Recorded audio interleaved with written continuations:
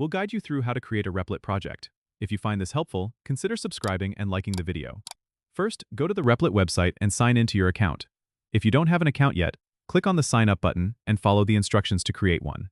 Once you're logged in, you'll be on the Replit dashboard. Look for the Create button, usually located at the middle of the screen, and click on it. This will open a new window where you can start setting up your project. You'll see a list of templates for various programming languages and frameworks. Choose the one that best fits your project needs. For example, select Python if you're working with Python, or HTML, CSS, and JavaScript for a web development project. After selecting your template, give your project a name in the title field. This is important because it helps you identify your project later, especially if you have multiple projects. You can also add a description if you want to note down the purpose of your project. Once you're satisfied with your selections, hit the Create Replit button.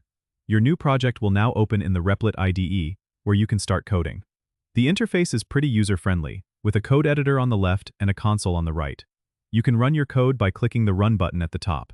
If you want to invite collaborators, click on the Invite button and enter their email addresses. This is particularly handy for team projects. Remember to save your work frequently by clicking the Save button, although Replit often auto-saves your progress. That's it. You're all set to work on your Replit project. Don't forget to subscribe and comment if this helped you out.